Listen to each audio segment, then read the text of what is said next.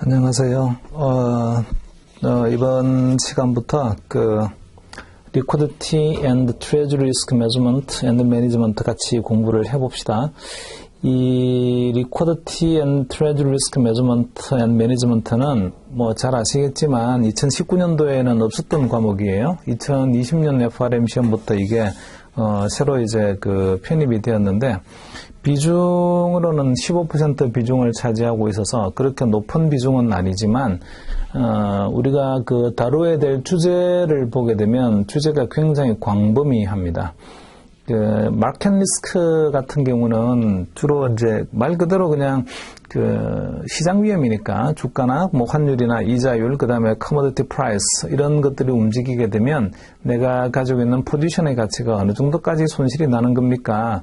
근데 그게 이제 하나의 자산만 가지고 있는 게 아니고 복수 개의 자산을 가지고 있으니까 전체 포트폴리오 차원에서 보게 되면 어디까지 손실이 발생할 수 있나요? 이런 이야기. 그다음에 주가나 이자율이나 또는 환율, 커머디티 프라이스가 실제로 보게 되면 내 포지션의 가치를 왔다 갔다 하게 만드는 리스크 팩터니까 그 리스크 팩터들은 어떻게 움직이는 건가요? 예컨대 리스크 팩터가 자유롭게 움직이는 확률 변수니까 그 리스크 팩터를 만약에 확률 변수처럼 모델링을 한다라고 하게 되면 어떻게 모델링을 해야 되는 겁니까? 자, 우리 그런 모델을 스타캐스틱 모델이라고 하는데 스타캐스틱 모델을 공부하거나 또는 이 손실의 분포가 어디까지 나오는 손익의 분포가 어떤 모양이 되는 건가요? 하나만 있으면 어떤 모양이고 복수개가 있으면 어떤 모양이 되는 거고 그 두 개를 합치려고 하게 되면 어떤 코플라를 우리가 쓰면 되는 겁니까? 이런 류의 이야기들을 이제 주로 공부를 하는데 마켓에서는 주제가 되게 마이크로하게 딱 어떤 상품이라든지 특정한 리스크 팩터 또는 특정한 포트폴리오 이런 게 초점이 되어 있죠. 좀 마이크로합니다. 기업이 가지고 있는 자산에 대해서 마켓 리스크에 노출되어 있는 자산의 가치가 어디까지 떨어질까 이렇게 보면 된다고요. 그러니까 전 경제 시스템이 보유하고 있는 금융자산들이 있는데 전 경제 시스템의 금융자산의 가치가 어디까지 떨어집니까? 이런 거는 관심이 없습니다. 마켓 리스크에서는. 크레딧 리스크도 마찬가지예요. 크레딧 리스크도 사실은 이제 조금은 크레딧 리스크가 좀 매크로한 이야기도 뒷부분에 나오긴 하지만 대부분의 이야기는 개별 차입자가 가지고 있는 부도 위험이 어느 정도가 되고 그리고 개별 차입자에 대한 신용 익스포즈가 있는데 그 신용 익스포즈와 부도 확률을 감안하게 되면 손실이 어디까지 나올 수 있나요? 이런 이야기를 주로 하고 있고 더불어서 이제 조금 범위를 넓혀가 보게 되면 부도 확률을 추정하는 방법은 어떻게 추정하면 되는 겁니까? 그리고 익스포저는 상수인가요? 아니면 움직이는 변수인가요? 이런 이야기를 하고 있고 그 다음에 부도 위험에 노출되어 있는 신용자산을 이게 되게 일리퀴드한 유동성이 떨어지는 그런 류의 자산이다 보니까 자금을 좀 빨리 회전시키는 차원에서는 그리고 또 신용 위험을 자본시장으로 좀 트랜스퍼 시키는 차원에서는 어떤 식의 메커니즘을 이용해서 우리가 목적을 달성할 수 있나요? 그런 걸 우리는 이제 securitization 이런 걸 공부를 했는데 거기까지 했어요. 자, 그래서 그 뒤에 이야기가 더 나올 수 있는 게 이와 같은 securitization이라는 프로세스를 거쳐서 자본시장으로 은행들이 가지고 있는 그런 신용 위험을 전가를 하게 되면 결국 보게 되면 모든 그런 신용 거래라는 게 정보 비대칭이라는 그런 위험이 사실은 숨어 있으니까 자본시장에서 유동화되어 있는 securitized 있는 그런 자산을 투자를 하게 되면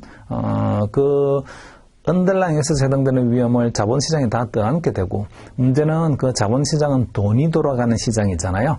이 자본시장에서 어떤 충격이 오게 되면 그러면 전체 시스템의 문제로 연결이 됩니다.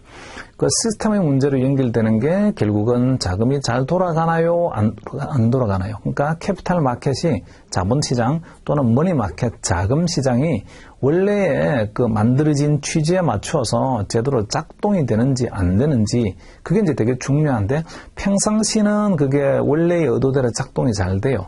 우리가 금융상품 특히나 주식이나 채권 같은 금융상품을 이야기할 때는 그걸 financial product라고 말을 하지 않고 financial instrument라고 하잖아요. financial instrument의 의미는 instrument가 도구라는 뜻이니까 financial instrument는 자금을 조달하는 도구라는 뜻입니다.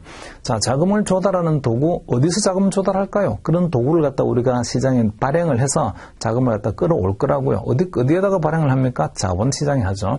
그 자본시장은 정상적인 기능이 작동이 되면서 자금이 공급자의 역할을 해주는 그런 시장의 역할을 해야 된다고요. 자, 그렇게 아주 큰 문제 없이 원하는 또는 본래의 기능을 잘 하고 오실 때는 우리는 노멀 마켓이라고 하고, 그럴 때는요, 유동성이 풍부하다고 말을 합니다. 근데 그 자본시장에 좀 약간 이상한 상품이 들어와서 뭔가 안에 폭탄을 안고 있는 그런 상품이죠. 그런 상품이 들어와가지고 이게 평소에는 뭐 그렇게 탁 충격을 안 줘서 별 문제가 없었는데, 한번 충격이 땅 오는 순간 연쇄 폭발을 일으키면서 자본시장이 제대로 작동이 안 되게끔 만들고, 그리고 그로 인해서 자금 조달이 제대로 안 되고 유동성이 계속 떨어지는 상황이 이렇게 오게 되면 이게 그냥 하나의 기업의 문제로 끝나지 않고 매크로하게 전체 금융 시스템의 문제가 되어버립니다. 자, 우리가 파트 1에서 공부한 것들이 좀 있었는데요. 체계적 위험과 비체계적 위험이라는 게 있었어요.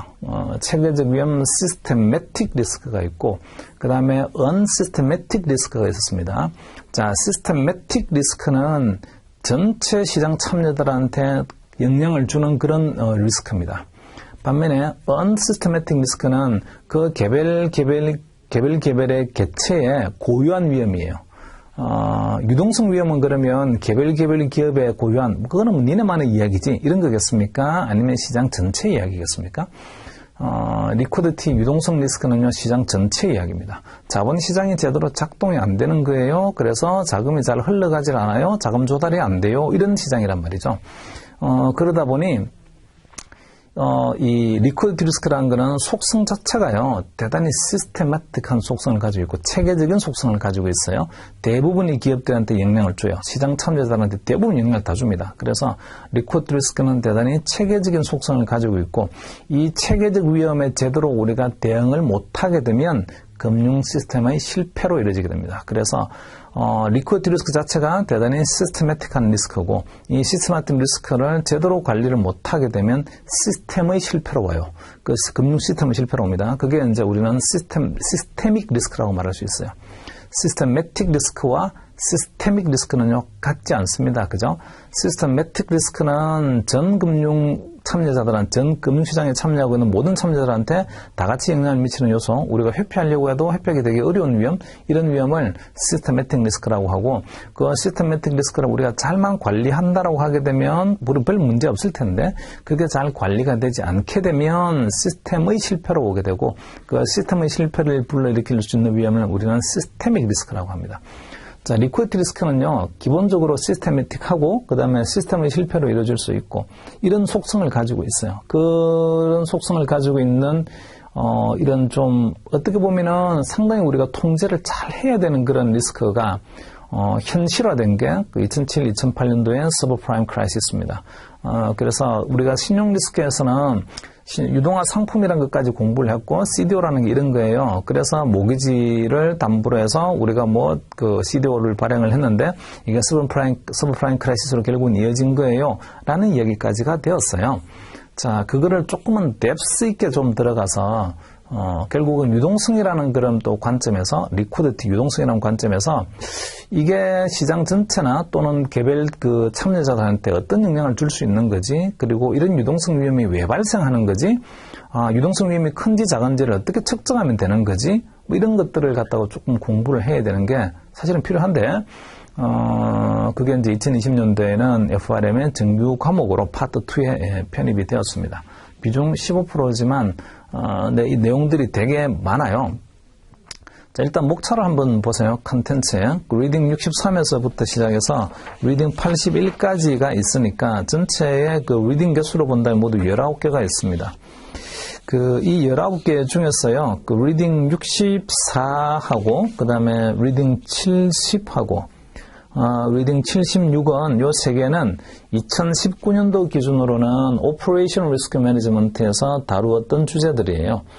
그러니까 19개 챕터 중에서 3개 챕터는 Operation Risk에서 이미 다루어서 있었던 주제인데, 그게 이번에 Operation Risk Management에서는 빠지고 Liquidity 쪽으로 이렇게 넘어왔습니다. 그리고 마지막 챕터의 81번 챕터가 일리퀴드 에셋이라는 게 있는데 일리퀴드 에셋은 2019년도 기준으로는 리스크 매니지먼트 앤 인베스트먼트 매니지먼트에 있던 주제예요. 그래서 이것도 이제 원래는 기존에 있었던 주제인데 2020년도 시험에서는 리코더티 쪽으로 이렇게 넘어왔습니다. 그래서 요 전체적으로 보게 되면 19개 중에서 4개가 기존에 있던 주제들이고 나머지 그러면 15개 주제는 15개 리딩은요 완전히 진짜 브랜뉴한 거죠. 아주 따끈따끈한 새로운 주제들입니다. 자, 그래서 이게 이제 시험에 어떻게 나올지를 우리가 잘 알 수가 없잖아요. 과거에 이제 이 오랫동안 있었던 마켓 리스크라든지 크레딧 리스크 이런 것들은요. 시험이 이런 범위에서 나와요. 이런 주제로 나와요. 이 줄기를 벗어나지 않아요. 이런 것들이 있는데 반면에 이제 리코더티는 완전히 새로운 거다 보니까 진짜 새로운 마음으로 그냥 하나씩 좀 디테일을 들여다보면서 공부를 해야 되고 이게 굉장히 매크로한 이야기들을 하다 보니까 거시경제 이론에 기반을 하고 있는 내용들도 되게 많이 있고 그리고 아직까지는 검증되지 않는 이론도요 가끔씩은 또 등장을 합니다. 더불어서 이런 유동성 위기를 우리가 2007, 2008년도에 겪어오면서 그러면 시장에 참여하고 있는 각각의 금융기관들은요 어떤 조치를 했습니까? 이런 것들에 대한 것도 나오고 금융기관만 거기에 대응을 하는 게 아니라 리퀴디티 크라이시스에 중앙정부도 나서서 이런저런 막 대응들을 많이 했습니다. 중앙정부는 어떤 조치들을 했나요? 이런 것들도 이야기가 나오고 효과는 어땠습니까? 이런 것도 있습니다. 자, 그리고 아주 근본으로 들어가 보게 되면 이런 유동성 위험이 발생하는 이유가 뭐죠? 이런 것들도 이제 이야기가 나오고요. 거기에 거시경제 이론도 좀 뭔가 밑에 숨어져 있는 이론들도 여러 개가 있고 해서 공부를 해야 될 내용은 하여튼 아카데믹한 분야로부터 시작해서 정부 조치 그리고 각각의 개별 금융기관이 하고 있는 프랙티스, 실무 이야기 이런 것까지 다 망라하고 있으니까 범위로는 되게 넓어요. 주제가 되게 많은 주제를 다룰 수가 있습니다. 챕터 수도 19개 되는 게 되게 부담이 되잖아요. 근데 조금은 이제 다양스러운 게 이 챕터가 개수로는 많긴 하지만 챕터 자체의 한 챕터의 분량은 되게 짧아요. 그리고 우리가 진짜 시험 목적으로 공부를 하다 보니까 시험 목적으로 이걸 갖다 조금은요 뭔가 들여다보면서 한번 볼까요 하는 것들도 물론 많이 있긴 있습니다만 좀 필터링 할 수 있는 것들도 있긴 있어요. 그래서 이거는 15개의 챕터가 새로 등장했잖아요. 완전히 새로운 거잖아요. 완전히 새로운 챕터를 제가 마치 이게 모든 것이 제 손안에 있습니다. 그냥 저를 믿으시면 됩니다. 이렇게 말을 할 수 있어요. 근데 그렇게 말하면 아주 무책임한 이야기고, 이거는 여러분도 그렇고, 저도 그렇고요. 같이 좀 고민을 하면서 들여다보고, 이게 어떤 인사이트가 있을까? 또는 시험에서는 이게 어떤 식으로 좀 나올 수가 있을까? 이런 것들을 좀 고민을 해가면서 여러분도 공부를 하고요. 저도 같이 공부를 하고 그렇게 나가야 될 과목입니다. 애초에 옛날부터 있었던 거라고 하게 되면 기존에 여러 가지 이제 스타들이 연구한 부분들이 많이 있을 테니까 그 연구한 거를 기반으로 해서 뭔가 우리가 좀 수험 대책을 좀 세워보기도 하고 이럴 수가 있을 텐데 이거는 그럴 수가 없어요. 그래서 그냥 새로운 기분으로 처음부터 시작한다는 거, 진짜 from scratch란 말이 있죠. 밑바닥에서부터 시작한다는 기분으로 이 과목은 같이 좀 공부를 해 나가야 될 그런 과목입니다. 다행히도요. 그렇게 어렵지는 않아요. 이게 여러분 이제 공부를 해보셨으니까 잘 아시겠습니다만, statistics, 통계라는 과목이 그렇게 마음 편한 과목은 아니잖아요. 되게 좀 껄끄러워요. 이 통계 과목을 통계 이론을 기반으로 해서 뭔가 공부를 해야 되는 상황이 되게 되면, 기초에 대한 통계의 기본에 대한 것들이 아주 튼튼하게 자리 잡고 있는 사람도, 통계를 위에 좀 어드밴스된 단계로 이렇게 내용들이 올라가게 되면, 통계라는 게요, 절대로 그냥 완만한 산을 등산하듯이 지식이 이렇게 쌓여가질 않고, 통계는 계속해서 미로 헤매고 하다가 아주 열심히 공부했음에도 불구하고 여전히 잘 모르겠어. 이렇게 하고 있다가, 어느 순간 아침에 눈을 떴더니 공중에 날아다니는 공기 입자 같은 것들이 눈을 깜빡이면 가끔씩 그런 게 보이잖아요. 뭔가 떠다니는 것 같은. 그 공기 입자가 마치 어떤 확률 과정처럼 보인다. 이렇게 되면요, 통계가 이제 한 단계 탁 올라가는 겁니다. 그래서 통계는 제가 느끼는 통계라는 거는 점프의 학문이에요. 서서히 뭔가 조금씩 내려갑니다. 이러질 않고 진짜 점프하듯이 있잖아요. 그죠? 뭔가 확 눈에 띄는. 근데 그 점프가 우연히 오는 건 아니고 열심히 노력하다 보게 되면요. 한순간에 뭔가 뚫리면서 한 단계 레벨 업, 탁 이렇게 되고, 그리고 그 레벨업 단계에서 또 한참 머물러 있어요. 그러다가 또 열심히 또 거기서 공부하다 보면 조금만 완만한 각도를 가지고 올라가질 않고 여전히 동일한 평면에 계속 있다가 어느 순간 뭔가 팡 터지면서 또다시 이제는 점프업이 되고 이렇게 계단식으로 조금씩 올라가는 게 제가 느끼는 통계입니다.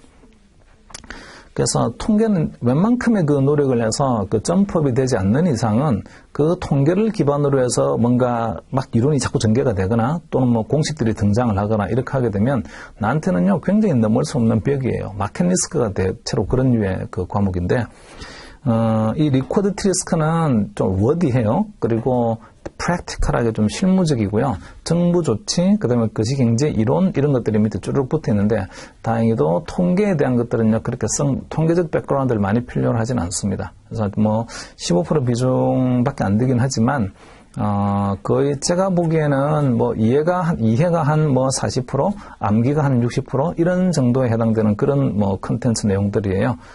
조금만 그래서 그 신경을 써서 보시게 되면 뭐 시험에서 크게 뭐 어렵지 않게 웬만큼은 다 맞출 수 있다 이렇게 될 것 같기는 해요. 자 봅시다. 근데 뭐 모든 게 그렇잖아요. 우리가 잘 알고 있는 것처럼 이 모든 이 리턴에는 no risk, no return이란 말이 있잖아요. no risk, no return이라는 게 모든 그 위험 없이 리턴이 없다 이렇게 표현할 수도 있지만 뭐 뒤집어 말하게 되면 모든 리턴은요 전부 다 위험이 따릅니다. 그러니까 모든 결과에는 전부 다 어떤 고통이 따르게 돼 있으니까 좋은 결과를 얻기 위해서 우리가 노력은 하되요. 그게 또 그렇다고 해서 지나치게 낙관하지는 말고 조금만 조심스러운 마음으로 하나씩 공부해 보도록 하죠.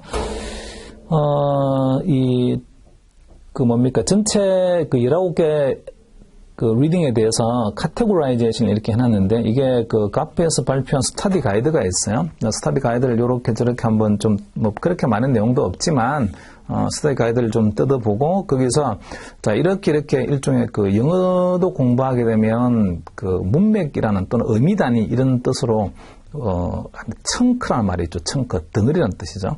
그래서 이것도 이제 그 리퀴디티 쪽도요, 덩어리를 이렇게 묶어서 공부를 하시는 게, 전체적으로 큰 그림을 갖다가 좀 이해하는 데 도움이 됩니다. 우리가 크레딧 리스크에도 그렇게 한 것처럼.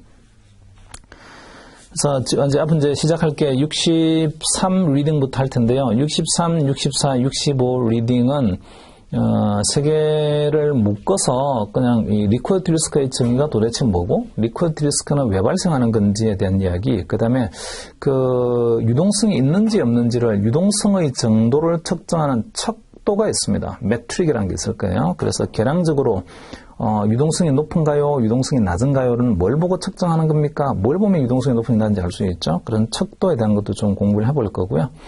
그리고 그 기관들이 이 유동성 위험 관리를 위해서 하고 있는 뭐 방법들이 뭐가 있습니까? 이런 것도요, 뭐 간단히 한번 볼 거예요. 그래서 63, 64, 65 챕터는 약간 마이크로한 이야기들이긴 한데 묶어가지고 일종의 인트로다 이렇게 생각할 수 있습니다.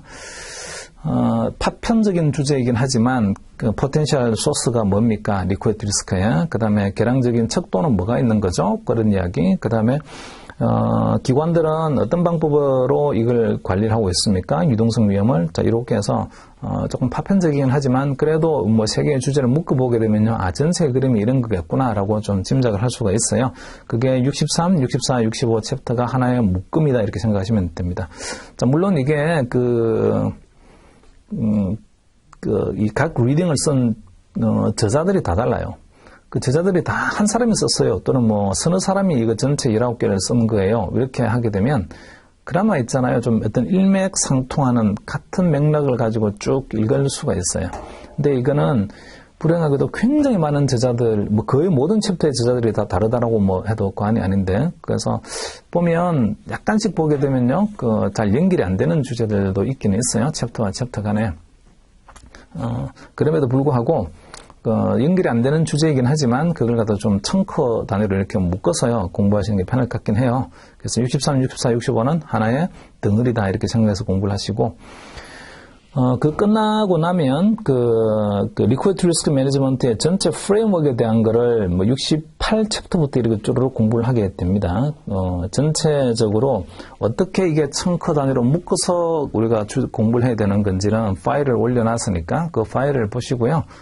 그 파일에 따라 보면 하나, 둘, 셋, 넷, 다섯, 여섯, 일곱, 8개네요. 8개의 카테고리가 있는데 8가지 카테고리로 이렇게 좀 묶음 단위로 공부를 하시는 게 좋을 것 같고 그 묶음 단위로는 리딩이 어떤 리딩이 이 묶음에 들어오나요? 이거는 파일로 올려놨으니까 파일을 좀 참고를 하시기 바랍니다. 자, 그러면 같이 한번 공부를 해보도록 하죠. 시작하는 게 리딩 63부터 보겠습니다. 리코더드 리스크 유동성 위험이라는 거요. 이 시험의 제목이 이 과목 시험의 제목이 Liquidity and Treasury Risk Measurement and Management라고 되어 있잖아요. Liquidity and Treasury. Treasury는 자금 관리하는 게 Treasury인데 Liquidity and Treasury는 둘 다 자금 유동성입니다. 그냥. 그래서 이거는 이제 묶어서 Liquidity and Treasury는요, 그냥 유동성, 자금 유동성이라고 말을 하든 아니면 그냥 유동성이라고 말을 하든 상관이 없겠어요. 그래서 이거는 그냥 Liquidity and Treasury는 유동성 이렇게 생각하시면 되겠습니다. 자, 이제 리딩 63부터 한번 보도록 할게요. Liquidity Risk.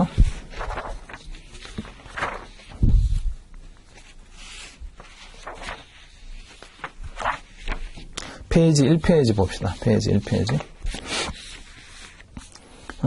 리딩 63의 리코더티 리스크. 자, 리코더티에 대한 구분을 좀 해놓은 게 있는데, 모듈 63.1에서는 트레이딩 리코더티 리스크를 설명을 하고 있고, 그 다음에 좀 뒤로 넘기셔가지고, 페이지 5페이지 보시면 모듈 63.2에서 펀딩 리코더티 리스크라는 걸 이야기를 하고 있어요. 자, 여기서 한 가지 좀 이제 생각해 볼 수 있는 게 유동성이라는 말 한번 봅시다. 리코더티.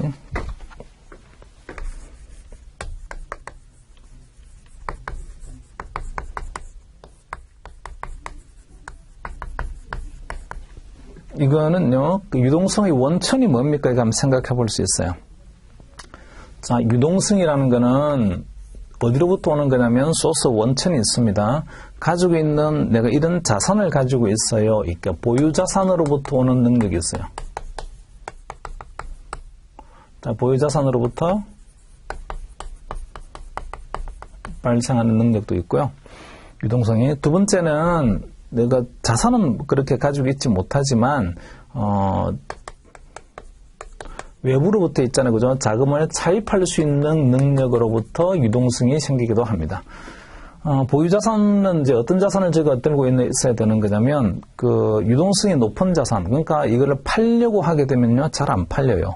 그래서, 당장 팔아서 돈으로 좀 만들어야 되는데, 돈으로 만들기에는 이 자산이 잘 안 팔린다고요. 가지고 있는 보유자산이. 자, 그러면 제가 정작 돈이 필요할 때에 어떤 자산을 가지고 있어야 되는 거냐면, 시장에 팔려고 할 때 금방 쉽게 팔 수 있는 자산이라 해야 되고, 그리고 팔려고 하는 가격도요, 굉장히 다운시키는 게 아니라, fair price, 공정한 적정 가격으로 팔 수 있는 자산을 가지고 있으면, 그 자산 팔아서 바로 현금화 시킬 수가 있습니다.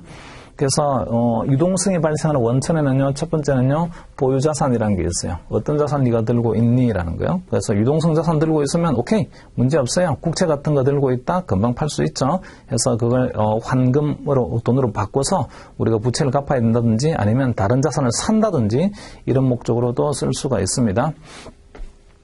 자, 그 다음에 두 번째는 보유자산은 그렇게 많지는 않아요. 차입 능력이 내가 있어요.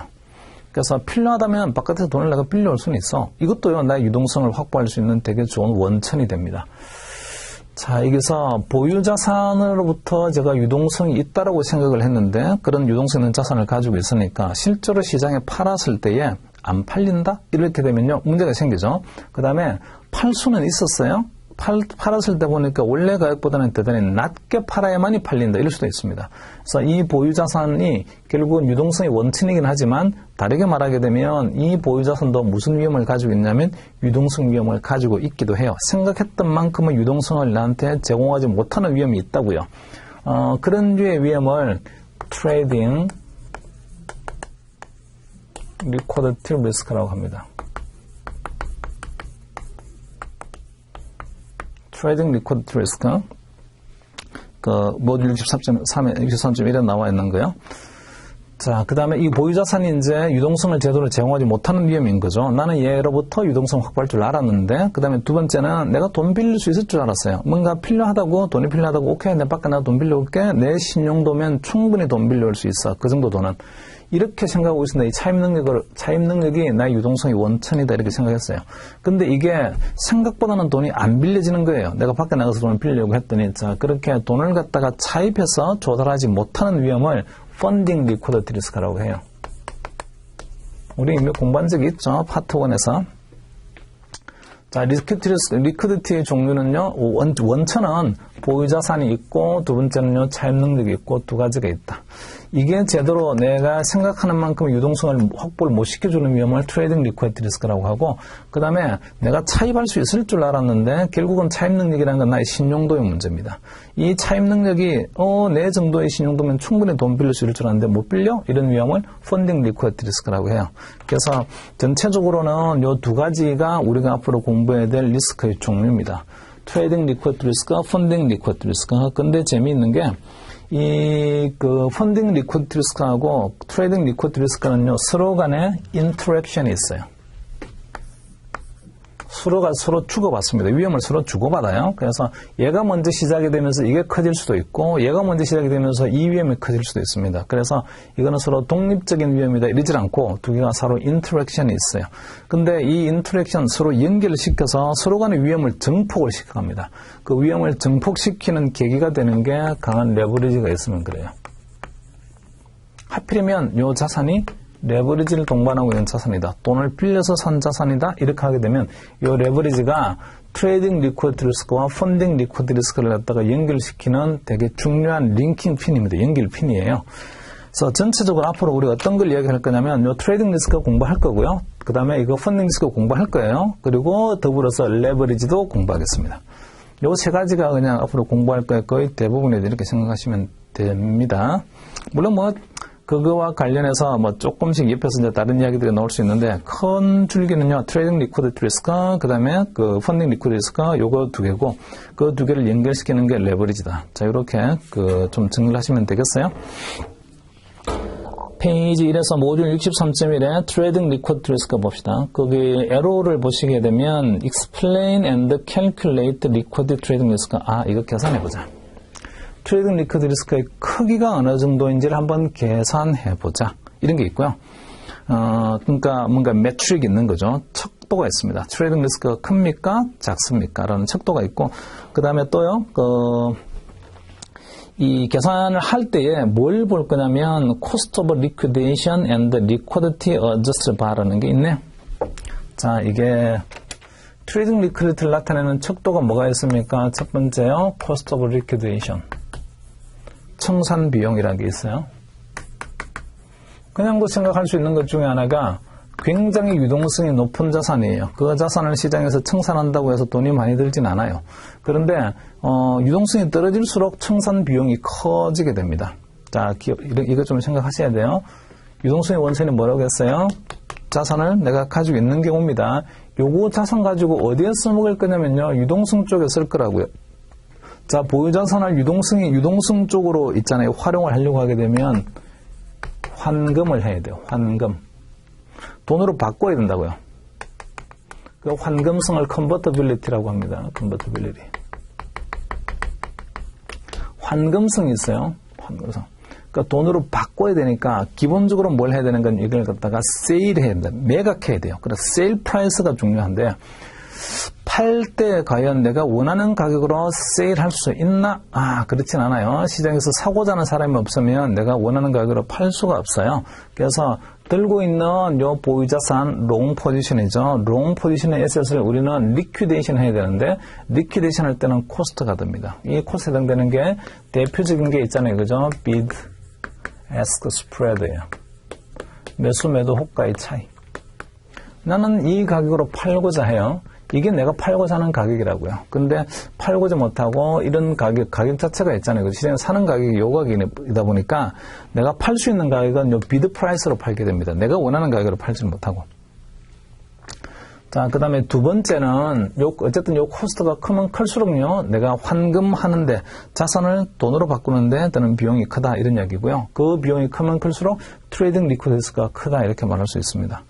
그 다음에 두 번째에 해당되는 게, 리퀴디티 어저스트 바라는 게 있어요. 이거 가끔 시험에 나오는데. 오퍼레이션 리스크에서 옛날에 시험에 잘 나왔던 주제인데요. 우리가 가만히 보세요. 밸류 리스크를 공부할 때는, 자, 제가 들고 있는 어떤 포지션의 가치가 있어요. 이 포지션의 가치가 얼마만큼 떨어질까? 얼마만큼 떨어질까는 결국은요, 이 포지션이 어떤 자산에 대한 포지션인지가 중요한데, 그 자산의 가격, 근데 삼성전자에 대해서 제가 롱 포지션이다. 삼성전자의 가격이 어디까지 떨어질까? 자, 이런 걸 생각을 해봐서 삼성전자의 가격이 99% 신뢰순에서 어디까지 떨어질까요? 거기까지 떨어지게 되면 내가 발생 가능한 손실액은 그럼 이만큼이 되는 거군요. 이렇게 우리가 계산을 했다고요. 그 가격은 하나죠. 근데 지금 보면 요 가격은요, bid price와 ask price가 두 개가 있습니다. 그래서, 단순하게 시장에서 가격이 하나의 가격만 있고, 그 하나의 가격으로 사고, 하나의 가격으로 판다, 이러질 않고요. 사고자 하는 가격과 팔고자 하는 가격이 같지가 않아요. 그래서, 이 두 개의 코스트를 감안한, 리퀴데이션 코스트를 감안해서 bid ask price 스프레드를 감안을 해가지고, 밸류 리스크를 다시 계산한 게 리퀴디티 어저스트 바입니다. 자, 그래서 리퀴디티 어저스트 바는 그 코스트가 1번 코스트가 가만히 된 거예요. 이렇게 되면 원래 우리가 리퀴디티를 고려하지 않고 구했던 밸류 리스크보다는 밸류 리스크가 좀 더 크게 나옵니다. 트레이딩 리퀴디티 리스크를 계산하는 아주 대표적인 방법이 이 두 가지 있어요. 자, 이걸 한번 계산을 해볼 거예요. 좀 이따가. 자, 그 밑으로 좀 내려오셔가지고 한번 내용 한번 볼게요. solvency란 말과 liquidity 말을 구분하는 게 나와 있습니다. solvency는 뭐 지불 능력을 말을 하죠. 회사가 이제 은행이 지불 능력이 있나요, 없나요? 그거는 가지고 있는 자기 자본이 자본 잠식 상태인가요? 아니면 여전히 자기 자본이 뭔가 플러스 숫자를 유지하고 있나요를 보면 됩니다. 그래서 solvent하다라고 하게 되면 우리가 가지고 있는 자본의 크기가 아직까지는 파지티브한 에코티를 가지고 있어요. 이럴 때는요, solvent하다라고 말을 하고, 그 다음에 이게 이 자본 잠식 상태가 되게 되면 insolvent, 지불불능 상태에 빠지게 되는 거죠. 그래서 solvency exists when equity is positive. 그래서 지불 능력이 있다라고 말할 때는 자기 자본이 플러스의 값이에요. 이럴 때입니다. 그 다음에 그 밑에 liquidity란 말, liquidity relates to a company's ability to meet its obligation as they come due. 그러니까 어떤 obligation, 회사가 financial obligation이 있어요. 재무적으로 뭔가 이행을 해야 될 의무가 있는데 그 이행을 하려고 하게 되면 돈이 필요합니다. 근데 그 필요한 시점에 적절한 돈을 가지고 있게 되면 유동성이 있다라고 말을 하는 거고, 그 다음에 그 liability, 그 obligation을 우리가 커버하기 위해서 돈이 필요함에도 불구하고 돈이 없으면요, 유동성이 없는 거죠. 그럴 때는. In terms of trading, liquidity relates to the ease in which an investment can be unwound. 그래서 트레이딩의 관점에서 보게 되면 이거죠. 이제 트레이딩의 관점에서 보게 되면 제가 가지고 있는 포지션, 인베스트먼트 투자가 있는데 이게 쉽게 환금이 되는 거냐, unwound 될 수 있는 거냐, 그런 이야기입니다. 밑으로 조금 내려오셔서 for any given asset, 어떤 자산이 하나가 있고요. It's a sale price. 자, 여기서도 보게 되면 purchase price 말을 하지 않고 sale price 하고 있습니다. 그렇게 말하는 이유는 제가 이 자산을 가지고 돈으로 바꿀 거기 때문이에요. 필요한 가격은 매입 가격이 아니고 매도 가격 sale price가 필요해요. 그래서 for a given asset, its sale price is a function of its estimated value or mid-market price. 그러니까 적정 가격이 어느 정도 되면 되는 거지 내가 매각하려고 하는데, 자, 적정 가격이 있고, 그 다음에 the speed in which the sale need to occur. 스피드 되게 중요해요. 이거 빨리 돈으로 바꿔야 되나, 시간적인 여유가 있나, 이런 겁니다. 만약에 여러분이 누구나 다 그런 생각할 수 있어요. 얘를 갖다가 팔아서 돈으로 바꿔야 되는데 지금 당장 바꿔와. 이렇게 하는 거고요. 한 달 내만 바꿔오면 돼. 이렇게 하는 거하고. 자, 이때 되게 되면 스피드가 되게 중요한데 빨리 바꾸어 하게 되면요, 코스트가 늘어나게 됩니다. 그러면 시장에서 빨리 돈으로 바꾸는 게 이제 중요하기 때문에 사고자 하는 사람 중에 제일 먼저 오는 사람한테 팔자. 근데 사고자 하는 사람이 하필이면 이게 100짜리인데 90에 주겠다고, 90에 사겠다고 하네. 돈이 급하니까 90에라도 팔아. 자, 이렇게 하게 되면 원래 적정 가격보다는 10만큼 덜 받게 되는 거죠. 시간적인 이유가 있다면 뭐 조금 더 이유를 두고 92에 사는 사람, 95에 사겠다는 사람, 98에 사겠다는 사람 이런 사람이 자꾸 나타날 테니까 뭐 그런 사람들을 팔게 되면 코스트 좀 작게 됩니다. 그 다음에 the quantity being sold. 많이 대량으로 팔아야 되나요? 아니면 조금만 팔면 되나요? 대량으로 팔게 되면 팔겠다는 행위 자체가 시장의 공급량이 확 늘어나면서 있잖아요. 가격을 떨어뜨리는 요인이 됩니다. 그 다음에 and the overall economy environment. 시장 상황이 지금 어떤 상황인가요? 뭐 이게 되게 이제 이것도 중요하죠. 그래서 이런 몇 가지 함수인데 앞으로 이제 우리가 다루고자 하는 주제가요. mid market price라는 개념하고 mid market price는 요 비드 프라이스하고 그 다음에 에스크 프라이스, 매수 호가, 매도 호가의 중간값에 해당되는 게 미드 마켓 프라이스라고 합니다. 그걸 우리는 앞으로 뭐라고 생각할 거냐면요. fair value라고 생각할 거예요. 특정 가격이면 100이다. 사고자 하는 사람한테 굳이 우리가 팔 때는 말이죠. 이걸 조금 더 깎아서 팔아서 99에 팔 거고 뭐 이런 거예요. 그 가격 자체가. 그래서 미드 마켓 프라이스는 그 비드 프라이스, 에스크 프라이스의 중간값, 그게 적정 가격이다 이렇게 생각을 할 겁니다. 더불어서 그것도 좀 이야기 해볼 거고요. 그 다음에 이 스피드도 또 중요한 역할을 해요. 스피드에 대한 이야기도 할 거고, 그 다음에 사이즈, 트레이딩 사이즈에 대한 얘기도 뒤에서 또 얘기를 하도록 하겠습니다. 자, 페이지 넘겨보세요. 이 페이지로 오셔서. 라지 포지션 봅시다. 벌써 우리가 어떤 이 보유자산의 포지션 하나를 가지고 있는데 보유자산 가지고 있어요. 롱 포지션이에요. 자, 얘는 만약에 포지션 사이즈가 되게 크다라고 하게 되면 vulnerable to predatory trading. 뭐 predatory trading 우리말로 뭐 직역하게 되면 약탈적 거래 이렇게 말할 수 있는데 뭐 그게 직역 표현 자체가 없으니까 한국말이 없으니까 뭐 그냥 predatory trading으로 합시다. 개념으로는 어쨌든 좀 약탈적인 거래다 이렇게 뭐 말할 수 있는데 자, which exists when market participants who are aware of another entity that need to liquidate the large position execute similar trade to profit. 그래서 이거는 이런 거죠. 자, 누군가가 있잖아요. 약간 좀 선행매매 비슷한 프론트 러닝 같은 이야기를 좀 해놓긴 했는데 어떤 대량의 거래를 하고자 하는 거래자가 한 명 있어요. 자, 그 사람이, 대량으로 뭔가 매수를 해야만 된다는 사실을 알고 있어요. 저 회사는 이거 안 사면 안 돼. 매수해야 된다는 걸 우리 알아요. 그래서, 매수를 해야 된다는, 대량으로 매수해야 되는 사실을 아니까 미리 우리가 조금 사놓습니다. 그거를, 미리 사놔요. 그러면 대량 매수가 들어오게 되면 가격이 올라가요. 근데 저는 이제 미리 조금 아직 가격이 오르기 전에 사놨잖아요. 대량 매수를 하게 되면 저는 높은 가격으로 팔 수 있습니다. 그래서 이 상대방보다 제가 조금 먼저 포지션을 취해서 대량으로 무슨 거래를 해야 되는 사람이 있는데 그 사람보다 먼저 포지션을 취해가지고 제가 이익을 얻는 거래, 그런 거래를 predatory trading이라고 했습니다. 그리고 그 밑으로 좀 내려오셔가지고 liquidity requires transparency 유동성이라는 게 보면 되게 좀 투명해야 되는데 유동성이 제대로 이루어지려고 하게 되면 유동성이 높으려고 하게 되면 그 상품이 가지고 있는 성격 자체가 굉장히 transparent 해야 돼요. 되게 투명해야 돼요. 만약에 우리가 어디 가서 집을 하나 사세요. 집을 보러 갔는데 집을 안 보여줘요. 안 보여주면서 이거 10억이에요. 사세요. 사겠습니까? 잘 사질 않죠. 사기 어려워요. 그럴 경우는. 그래서 우리가 집 살 때 보게 되면 일일이 있잖아요. 그죠? 이런 거 저런 거 뭐 수돗물도 털어보고 다 뭐 햇볕은 어떻게 잘 드는 건지 채광도 보고 이렇게 다 보고 삽니다. 그 안에 있는 내용이 투명하게 나한테 공개되게 되면 거래되기가 좀 쉬워요. 근데 그런 것들이 블랙박스처럼 남아있게 되면요. 거래되기가 좀 어렵다고요. 그래서 트랜스페어런트하지 않은 시장 그리고 트랜스페어런트하지 않은 프로덕트는요. 유동성이 떨어집니다. 자, 그래서 이게 대표적으로 보게 되면 나오는 게 2000년도 후반에 2007, 2008년도 나와 있던 서브프라임 크라이시스를 불러일으켰던 그런 CDO류의 상품들, 자산 유동화 증권들은 그 모델링 자체가 프라이싱하는 모델 자체가요. 되게 모호하고 가치 평가가 되게 어려워요. 그러다 보니 이런 자산 유동화 증권 CDO류의 상품들은 전형적으로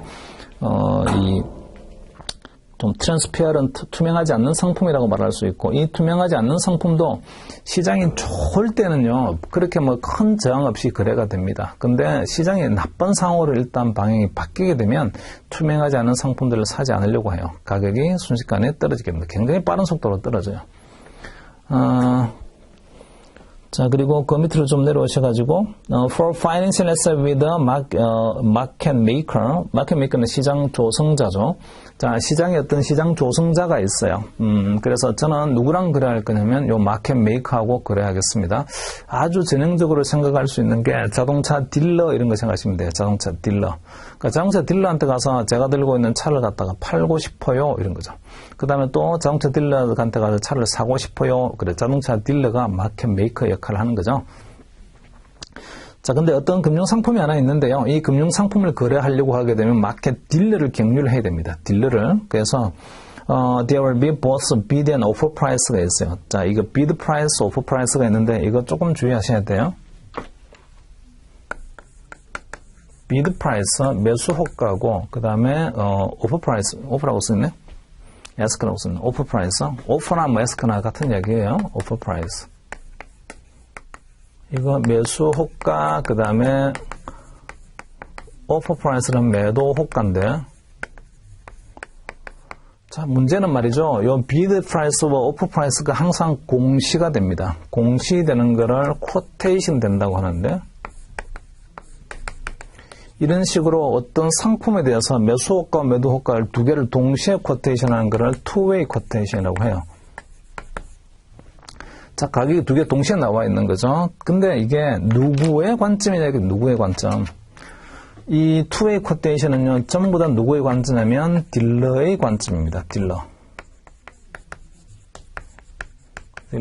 또는 뭐 여기서는 마켓 메이커라고 표현했는데 마켓 메이커의 관점이에요. 시장 조선자의 관점. 자, 그래서 어떤 상품이 있는데 이게 매수 호가가 이렇게 공시가 되어 있는 거죠. 낮은 게 항상 앞에 와요. 그래서 bid price, 그 다음에 ask price, 뭐 이것은 offer라고 해놨는데, 자, 이게 보니까 $100예요. 그 다음에 ask는요, $101예요. 이렇게 돼 있어요. $101. 이게 이제 매수 호가거든요. 이거는 매도 호가예요. 근데 이 매수 호가는 누가 산다는 이야기냐면 마켓 메이커가 그렇게 사겠다는 이야기예요. 그래서 뭐 A라는 상품이 하나 있어요. A라는 상품에 있는 가격이 이렇게 공시가 되어 있습니다. 자, 저는 가지고 있는 게요. 저는요. 하여튼 뭐 어떤 투자자가 있어요. 어쨌든. 투자자가 있는데 이 투자자가 A라는 상품을 가지고 있고 이걸 갖다 팔고 싶습니다.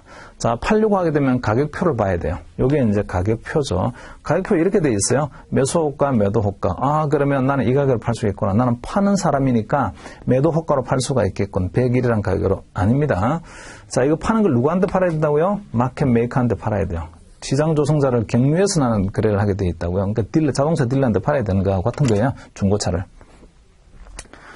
이 매수 호가는 자동차 딜러가 차 살 때의 가격입니다. 내가 딜러가 차 살 때는요, 살 때는 $100 주고 살 거예요. 그 다음에 나한테 사러 오시게 되면요, 저는 101달러에 팔 거예요. 이런 이야기입니다. 그래서 이거 착각하시면 안 돼요. 제가 팔 거예요. 그러니까 저는 매도 호가 보면 됩니다. 이거 아니에요. 제가 팔 거예요. 누구한테? 마켓 메이커한테. 그때는요, 매수 호가, 마켓 메이커가 사겠다는 가격으로 팔게 되는 거고, 제가 살 거예요. 이런 거는요, 팔겠다는 가격, 딜러가 팔겠다는 가격으로 저는 사게 됩니다. 요 두 개가 있잖아요. 스프레드죠. 이거는 bid-ask 스프레드. $1만큼의 스프레드입니다. 이 $1만큼의 스프레드는 마켓 메이커가 가져가는 수수료 같은 거죠. 자, 그래서 asset is sold at bid price. 자산은 팔립니다. 어떤 가격에 팔린 거냐면 bid price, 매수 가격으로 팔리게 되고요. 마켓 메이커한테. 그 다음에 purchase at offer price, 매도 가격으로 사게 됩니다. 사람들이 살 때는. 그리고 up to a specified contract size. 이것도 물량이 이제 그냥 좀 파편화되어 있는 작은 물량일 경우에는 이런 식으로 적용을 하는 거고, 만약에 물량이 아니고요. 제가 뭐 중고차가 한 3,000대쯤 있어요. 그 3,000대를 갖다가 딜러한테 팔아갈 때도 마찬가지로 테이블을 쓰는 거냐. 그렇지는 않고, 그때는요, 별도의 이제 니고시에이션을 통해서 별도의 테이블을 쓸 수가 있을 거예요. 자, 그리고 as the size of order increase beyond the market maker's size limit, the spread is likely to widen. 그래서 이게 이 마켓 메이커의 역량을 벗어나게 되게 되면, 감당할 수 있는 크기를 벗어나게 되면 요 스프레드가 점점점 커지게 되고요. 그 다음에 even financial assets without market maker, 만약에 이 마켓 메이커가 없다고 하더라도 우리가 시장에서 거래할 때는 have implicit bid offer spread, 묵시적으로 또는 내재되어 있는 bid offer spread가 있습니다. 살 때 가격대로 그대로 팔게요 이런 분 있겠어요? 나는 샀는데 장사하는 사람들 혹시나 또 이것도 수업 들으시는 분 중에 개인 사업 하시는 분도 있을 수 있을지도 모르겠는데 아르바이트로 물건 사러 가가지고요 주인이 물건을 파는데 이건 사왔던 가격으로 그대로 줍니다. 이런 거 믿으시는 분 계시냐고요? 근데 그런 거 없어요. 직접적으로 거래한다고 하더라도 사는 가격과 파는 가격이 같지 않습니다. 그 차이가 어쨌든 마진으로 가져가는 거라서 모든 시장에는 비드 프라이스와 에스크 프라이스 두 종류가 있다. 이렇게 생각할 수 있어요. 자, 그리고 이게 거래의 사이즈가 커지게 되면 마켓 메이커가 커버할 수 있는 그런 범위를 벗어나게 됩니다. 자기의 범위를 벗어나는 순간 이 틀을 갖다가 적용할 수가 없어요. 그때는 스프레드가 더 커지게 됩니다. 대량으로 물량을 떠안았다가 나중에 안 팔리면 어떡해요? 그래서 대량으로 물량을 떠안을 때는요, 사는 가격을 좀 더 낮게 사야만이 그래 위험을 좀 더 해치할 수가 있어요. 그래서 이 물량이 좀 많아지면 많아질수록 마켓 메이커 역량을 좀 벗어나는, 내가 감당할 수 있는 범위를 벗어났어요. 그렇게 대량으로 받았다가 나중에 안 팔리면 어떡하죠? 그러니까 하나당 $100라면 이거는 하나당 $99에 만약에 제가 산다면 할 수 있지, 그거를 $100 주고는 못 사겠어요. 이렇게 좀 스프레드가 좀 커지게 됩니다. 자, 잠깐 쉬었다가 이 페이지 중간부터 보도록 하죠.